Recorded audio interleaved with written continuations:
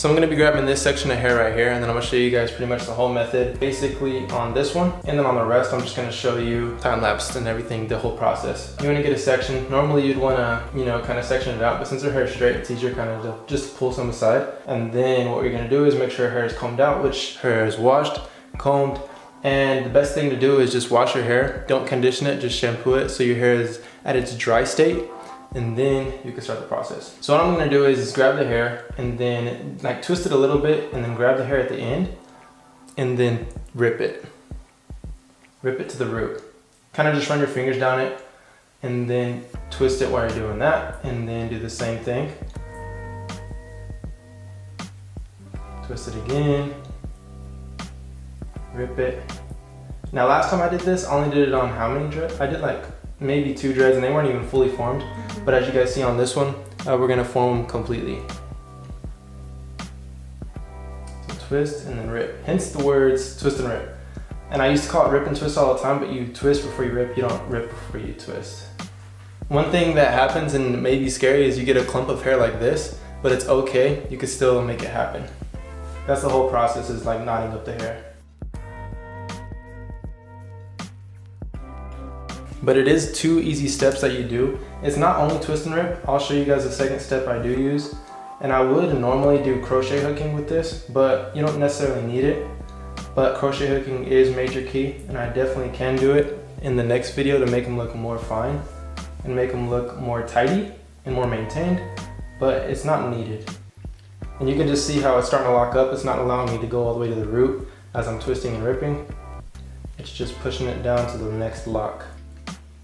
And essentially it's just a bunch of knots going down her hair.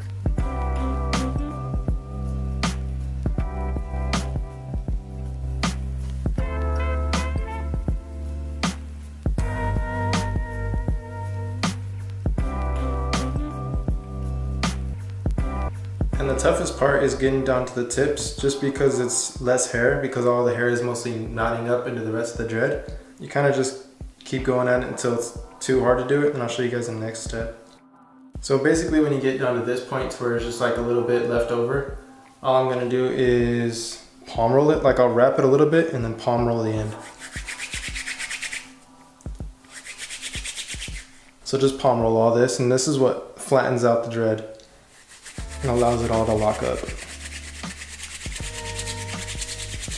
And it all just comes from friction. You could just see how that already helped out a whole bunch. Friction does help dreadlocks lock up and mat up. And that's why sleeping helps your hair lock up, and just anything that mats up your hair or creates friction to your hair. And you literally just run through it a few times and then it starts to make it look really good.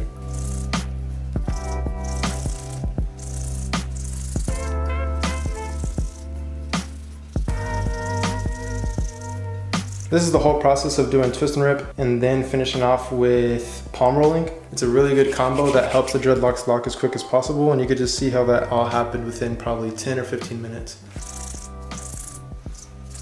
All right, so there you go. There's one down. And I'm gonna keep the roots relatively loose just because it is the first day of starting this out. Normally you'd wanna go all the way down to the scalp, but since we don't know if she's gonna keep these in permanently, this is like a temporary solution, and you can eventually comb these out. But then again, if you keep them in for a long amount of time, they will mature and keep maturing all the way down to the root, which will cause the whole dread to lock and be super mature to where it'll be tougher to actually comb it out. So there we go, we're gonna leave that one like this, and then we're gonna touch on the rest of them. And then all the dreadlocks will start to turn out really good, just like all these. And a myth that a lot of people don't understand or don't know is that straight hair is not that hard to lock up. You just gotta know the right methods to do. And a lot of people come to me with straight hair and ask, how do I get dreadlocks? Can I use a sponge to get dreadlocks with straight hair? Can I twist with gel to get dreadlocks with straight hair? And the answer to that is you can, but it's not gonna turn out as good, or it's not gonna turn out as quickly as you want it to. So with all that being said, use the twist and rip method. It's very easy and very quick to get dreadlocks. This just in. You guys can go purchase your own great merch right now. What? Yeah, great merch. What? It's out right now. What's out? Great merch. Oh, you mean your shirt? Yeah. Awesome, I want one. Whoa. Oh, wow. You have one. I have one. one. Get yourself some great merch. Click the link in the description. It's the top link in the description. You can pre-order right now. The launch date is on Monday, which is the 16th. And it's his birthday. It's my birthday, so be a gift to me and purchase yourself some merch. But now back to the dreadlocking process.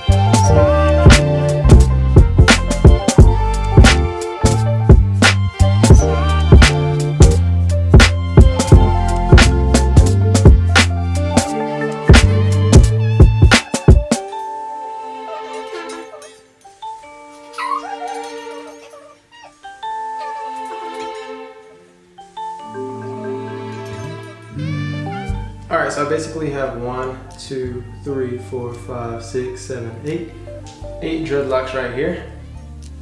And I'm working on the 9th right here, and then we're gonna have one more right here, and that's 10, just on the lower back of her head. We're not gonna do a whole head like I said we would, but we don't know if she's gonna stay committed to it. So like up the video so she stays committed to it, and then she might keep them.